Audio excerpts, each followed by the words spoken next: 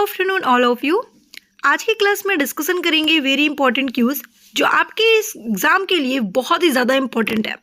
हम डिस्कशन करने वाले हैं रेस्पिरेशन श्वसन तंत्र से संबंधित क्यूज। आइए देखते हैं फर्स्ट क्वेश्चन क्या कह रहा है। फर्स्ट क्वेश्चन है आपका, फेफड़ों के आवरण को कहते हैं पेरिकॉर्डियम, प्लूरा, पेरिकॉन्ड्रियम या पेरिटोनियम। तो इसका सही आंसर है ऑप्शन बी, प्लूरा। अगर बात करते हैं यहाँ पे हम श्वास नली नामक नलियों का एक जाल कीटों के श्वसन अंग है। वृक्क की जो मूल इकाई होती है उसे हम लोग वृक्काणु के नाम से जानते हैं। क्वेश्चन नंबर सेकंड, सांस लेने के दौरान वायु मार्ग का सही अनुक्रम कौन सा है? ऑप्शन ए नसिका, स्वर यंत्र, ग्रसनी, श्वासनिका, फेफड़ा या ऑप्शन बी नाक का मार्ग, श्वास नली, ग्रसनी एंड स्वर यंत्र, वायु कोशिका। ऑप्शन सी स्वर यंत्र, नसिका, ग्रसनी, फेफड़ा। ऑप्शन डी नसिका, ग्रसनी, स्वर यंत्र, श्वासिका, फेफड़ा, वायु कोशिका। इसका सही आंसर है ऑप्शन डी नसिका, ग्रसनी, स्वर यंत्र, श्वासिका, फेफड़ा और वायु कोशिका। अगर बात करते हैं, देखिए नसिका जो होता है वहाँ पे दो छिद्र होते हैं जो नसिका मार्ग बनाने के लिए अपसृत होते हैं। नसिका का आंतरिक रेखा बालों के द्वारा पंक्तिबंध होती है और बलगम स्राव के कारण गीली रहती है। बाकी की इंफॉर्मेशन आप रीड कर सकते हो। क्वेश्चन नंबर थर्ड, हमारे शरीर में अवायवीय श्वसन के द्वारा पेशी उत्पन्न होती है। ऑप्शन ए ऑक्सीजन तथा जल, ऑप्शन बी लैक्टिक अम्ल तथा ऊर्जा, फॉर्मिक अम्ल तथा ऊर्जा, ऑप्शन डी एल्कोहल। इसका सही आंसर है ऑप्शन बी लैक्टिक अम्ल तथा ऊर्जा। नेक्स्ट क्वेश्चन पे देखते हैं क्वेश्चन नंबर 4। इससे पहले आपने अभी तक चैनल को सब्सक्राइब नहीं किया तो जल्दी से चैनल को सब्सक्राइब कर दीजिए जिससे कि आपके पास वीडियो का नोटिफिकेशन सबसे पहले आए। बाकी की इंफॉर्मेशन आप इसे रीड कर लीजिए जो वेरी इंपॉर्टेंट है। क्वेश्चन नंबर 4, मनुष्य में श्वासनाल में जब हवा नहीं होती तो भी वह पिचकती नहीं है क्योंकि काइटिन छल्लों के कारण, अस्थि छल्लों के कारण, उपास्थि छल्लों के कारण या दाब के कारण। इसका आंसर आप सभी को देना है क्योंकि ये बहुत ही इंपॉर्टेंट और बहुत ही अच्छा क्वेश्चन है और ये क्वेश्चंस का आंसर आप सभी को मुझे कमेंट करके बताना है। जितने भी स्टूडेंट इस वीडियो को देख रहे हैं सब लोग कमेंट करके बताइएगा, एक क्वेश्चन आपके लिए जरूर रहेगा। क्वेश्चन नंबर 5, निम्नलिखित में से किस जलीय जंतु में गलफड़े नहीं होते हैं? ऑक्टोपस के पास, शिकवर्ड, क्लाउन फिश या वेल। तो इसका सही आंसर है क्वेश्चन नंबर 5 का ऑप्शन डी वेल। वेल के पास आपके गलफड़े नहीं होते। ये फिश होने के बावजूद भी इसके पास गलफड़े नहीं पाए जाते। यहाँ पे देखिए दिया हुआ है आपका जो केचुआ होता है, ठीक है, वो त्वचा से आपका सांस लेता है। वेल होता है वो फेफड़ों से लेता है।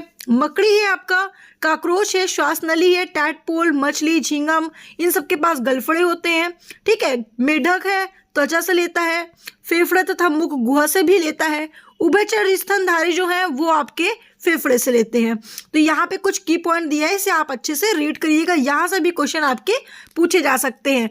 क्वेश्चन नंबर 6, मानव फेफड़ों का कौन सा भाग गैसों का विनिमय के लिए पृष्ठ प्रदान करता है? Option a diaphragm, option b bronchioles, option c bronchi, option d alveoli. तो इसका सही आंसर है ऑप्शन डी। नेक्स्ट क्वेश्चन हम बात करें, नेक्स्ट क्वेश्चन है आपका, प्रक्रिया के दौरान ऊष्मीय ऊर्जा का गठन होता है। परिसंचरण, उत्सर्जन, पाचन या श्वसन। तो इसका सही आंसर है श्वसन। श्वसन प्रक्रिया के दौरान ऊष्मीय ऊर्जा का गठन होता है। क्वेश्चन नंबर 8, वायवीय एरोबिक श्वसन की प्रक्रिया में अंतिम उत्पाद है carbon dioxide plus water, oxygen plus water, lactic acid, इनमें से कोई नहीं। इसका सही आंसर है आपका option A carbon dioxide plus water. Question number 9, aerobic श्वसन में ग्लूकोज में बदल जाता है कार्बन डाइऑक्साइड पानी या ऊर्जा में, कार्बन डाइऑक्साइड शराब ऊर्जा में, ऑप्शन सी पानी अल्कोहल ऊर्जा में, कार्बन डाइऑक्साइड या ऊर्जा में। तो क्वेश्चन 9 का आंसर है आपका ऑप्शन ए कार्बन डाइऑक्साइड, पानी और ऊर्जा में आपका ग्लूकोज बदल जाता है एरोबिक से। देखिए यहाँ पे एरोबिक श्वसन में ग्लूकोज कार्बन डाइऑक्साइड पानी ऊर्जा में बदल जाता है। अगर हम बात करते हैं अवायवीय श्वसन के बारे में, तो ऑक्सीजन की अनुपस्थिति में होने वाले जो श्वसन होते हैं उसे हम लोग अवायवीय श्वसन कहते हैं, और ऑक्सीजन की उपस्थिति में होने वाले श्वसन को हम लोग वायवीय श्वसन कहते हैं। और इस प्रक्रिया में श्वसन पदार्थ अपूर्ण रूप से कार्बन डाइऑक्साइड अल्कोहल में ऑक्सीकृत होता है। क्वेश्चन नंबर 10, निम्नलिखित में से कौन सी झिल्ली फेफड़ों की ढकी होती है? Option A, option B, option C या ऑप्शन डी। तो इसका सही आंसर है ऑप्शन सी। क्वेश्चन नंबर 11, फेफड़ा किसमें संलग्न होते हैं? पेरिकॉन्ड्रियम, पेरिकॉर्डियम, फुसफुस झिल्ली या पेरिटोनियम? इसका सही आंसर आप सभी को कमेंट करना है। तो 11 क्वेश्चन का आपका आंसर है ऑप्शन सी, फुसफुस झिल्ली।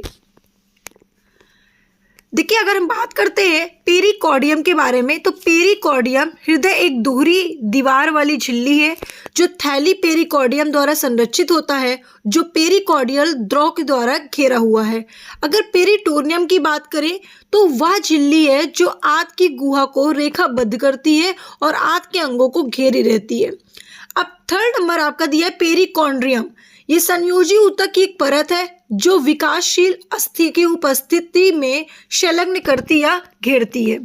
क्वेश्चन नंबर 12, कभी कभी शारीरिक श्रम करने के बाद हमें मांसपेशियों में ऐंठन होती है, तो यह परिणाम निम्न में से किसके परिणाम स्वरूप होता है? तो आंसर है आपका ऑप्शन सी, पायरुवेट का लैक्टिक अम्ल में रूपांतरण। क्वेश्चन नंबर 13, अगस्त 2020 में शोधक ने पाया है, ठीक है, या शोधकर्ताओं ने पाया है कि कोविड-19 के गंभीर मामलों में श्वसन प्रणाली के निम्नलिखित भागों में से कौन सा सबसे अधिक प्रभावित है? नासा गुहा, श्वास नली, ग्रसनी या वायु कोशिका? तो इसका सही आंसर है ऑप्शन डी, वायु कोशिका। क्वेश्चन नंबर 14, जब एटीपी का परिवर्तन एडीपी में होता है तो उत्पन्न होता है एटीपी का full form adenosine triphosphate, ADP का फुल फॉर्म एडिनोसिन डाइफॉस्फेट। तो ये जब परिवर्तित होता है हार्मोन्स में, ऊर्जा में, एंजाइम में या विद्युत में, तो इसका सही आंसर है आपका ऑप्शन बी, ऊर्जा में। नेक्स्ट क्वेश्चन, उपापचय के परिणाम स्वरूप ऊर्जा किस रूप में तुरंत रखी जाती है? पायरुविक अम्ल, एटीपी, एडीपी और ग्लूकोज में? तो इसका सही आंसर है आपका ऑप्शन बी, एटीपी। यहाँ पे गलत लिख गया है, एटीपी होगा, ठीक है, ATP adenosine triphosphate. Question number 16, glucose के जल तथा कार्बन डाइऑक्साइड के पूर्ण अपघटन में एपीटी, ठीक है, एडीपी होगा भाई, एडीपी अणु उत्पन्न होते हैं 11, 12, 36 या 38। तो आपका आंसर है option D, 38। Question number 17, glycolysis में परिवर्तन होता है प्रोटीन ग्लूकोज में, ग्लूकोज फ्रैक्टोज में, मंड ग्लूकोज में या ग्लूकोज पायरुविक अम्ल में? तो आपका आंसर है ऑप्शन डी, ग्लूकोज पायरुविक अम्ल में। क्वेश्चन नंबर 18, जलीय अपघटन में ऊर्जा मुक्त होती है ऊष्मा के रूप में, गतिज ऊर्जा के रूप में, प्रकाश ऊर्जा में, विभव ऊर्जा में? तो आपका आंसर है ऑप्शन ए, ऊष्मा के रूप में। क्वेश्चन नंबर 19, कार्बनिक यौगिकों के विखंडन से ऊर्जा उत्पाद के लिए होता है उपापचय, उपचय, अपचय एंड नरभक्षिता? तो इसका सही आंसर है ऑप्शन सी, अपचय। क्वेश्चन नंबर 20, सबसे पहले किस प्रकार का श्वसन विकसित होता है? एरोबिक, एनारोबिक, उपयुक्त ए और बी, उपयुक्त में से कोई नहीं? तो आपका आंसर है option B, anaerobic. Question number 21, एक सामान्य पुरुष 1 मिनट में सांस लेता है 10 से 15 बार, 20 से 25 बार, 14 से 18 बार, 25 से 30 बार? इसका सही आंसर है ऑप्शन सी, 14 से 18 बार। क्वेश्चन नंबर 22, हाइबरनेशन के समय मेढक श्वसन करता है बाह्य गिल्स द्वारा, फेफड़े एवं आपका बैको फैरिंजियाई द्वारा, जीएल द्वारा या बाह्य गिल्स एवं फेफड़ों द्वारा, नम त्वचा द्वारा। तो अगर हम बात करें हाइबरनेशन के समय मेढक के बारे में तो इसका सही आंसर है ऑप्शन डी, नम त्वचा द्वारा। क्वेश्चन नंबर 23, मनुष्य में निश्वासित वायु में ऑक्सीजन की कितनी मात्रा होती है? 4%, 70%, 10% या 20%? तो आपका सही आंसर है ऑप्शन बी, 70%।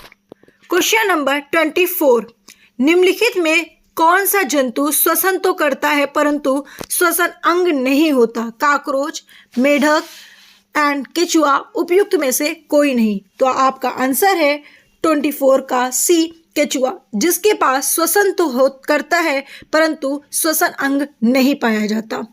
क्वेश्चन नंबर 25, तिलचट्टे में श्वसन अंग हैं फेफड़े, ग्यूटिकल, ट्रेकिया या गिल्स? तो इसका आपका आंसर है 25 का आंसर है आपका ऑप्शन सी, ट्रेकिया। तिलचट्टे ट्रेकिया के द्वारा श्वसन करते हैं। क्वेश्चन नंबर 26, कोशिका में भोजन या ग्लूकोज का ऑक्सीकरण कहाँ होता है? कोशिका द्रव में, माइटोकॉन्ड्रिया में, ग्रेना में या राइबोसोम में? तो आपका सही आंसर है ऑप्शन बी, माइटोकॉन्ड्रिया में। माइटोकॉन्ड्रिया का डिस्कवर कोलिकर नामक वैज्ञानिक ने किया था। कोलिकर ने माइटोकॉन्ड्रिया नाम दिया था, डिस्कवर्ड अल्टमान नामक वैज्ञानिक ने किया था। ग्लूकोज के एक अणु के पूर्ण ऑक्सीकरण से कितने एटीपी अणु प्राप्त होते हैं? 28, 38, 36 या 48? तो आपका आंसर है option B, 38। Question number 28, ATP संश्लेषण की क्रिया है, ऊर्जा शोषी है, स्वतः जनित है, उत्क्रमणी है या ऊर्जा उन्मोची है? तो आपका आंसर है ऑप्शन ए, ऊर्जा शोषी है। क्वेश्चन नंबर 29, श्वसन में कार्बोहाइड्रेट निम्नलिखित में से विखंडित हो जाता है? ग्लाइकोजन, कार्बन डाइऑक्साइड और जल, ऑक्सीजन और कार्बन डाइऑक्साइड या ग्लूकोज? तो आपका आंसर है 29 का option number B, carbon dioxide और जल। क्वेश्चन नंबर 13, श्वसन है अपचयन प्रक्रिया, उपचयन प्रक्रिया, उपयुक्त दोनों या इनमें से कोई नहीं? तो आपका आंसर है ऑप्शन ए, अपचयन प्रक्रिया। क्वेश्चन नंबर 31, निम्नलिखित पादप अंगों में से कौन सा अंग श्वसन अंग है? फूल, पत्ती, जड़ या इनमें से कोई नहीं? तो आपका आंसर है 31 का ऑप्शन बी, पत्ती, मतलब लीफ। क्वेश्चन नंबर 32, प्रकाश संश्लेषण किस में होता है? पेड़ों की जड़ों में, पेड़ों की तनों में, फलों में, पेड़ों की पत्तियों में? तो इसका सही आंसर है ऑप्शन डी, पेड़ों के तनों में। क्वेश्चन नंबर 33 आपका दीर्घकालीन कठिन परिश्रम के पश्चात मांसपेशियों में होने वाली थकान किस कारण से अनुभव करती है? ऑक्सीजन की आपूर्ति की कमी से, मांसपेशियों के तंतु के अल्प क्षति से, ग्लूकोज या अवक्षय से, लैक्टिक एसिड का निर्माण से? तो ये आंसर मैंने इससे पहले भी कुछ अलग क्वेश्चंस बताया था जिसका आंसर मैंने आपको बताया था। तो इसका आंसर क्या होगा भाई, आप सभी को पता होना चाहिए, लैक्टिक एसिड का निर्माण, जिसकी वजह से मांसपेशियों में थकान महसूस होने लगती है। क्वेश्चन नंबर 34, कहाँ पाचन एवं श्वसन अंग एक दूसरे को अतिक्रम करता है? स्वर यंत्र में, श्वास नली में, ग्रसनी में, भोजन नलिका में? तो इसका आंसर है ऑप्शन ए, स्वर यंत्र में। क्वेश्चन नंबर 35, फेफड़ों की कुल वायु क्षमता होती है 2 से 3 लीटर, 6 से 8 लीटर, 4 से 5 लीटर या इनमें से कोई नहीं? तो आपका आंसर है ऑप्शन बी, 6 से 8 लीटर। क्वेश्चन नंबर 36, मानव शरीर के किस अंग में रुधिर ऑक्सीजन युक्त होता है? बायां अलिंद, फेफड़ा, दायां अलिंद, फुसफुस, धमनी? तो आपका आंसर है ऑप्शन बी, फेफड़ा।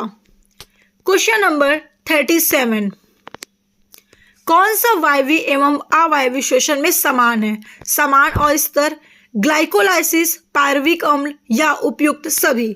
तो 37 का आंसर है आपका ऑप्शन बी, ग्लाइकोलाइसिस।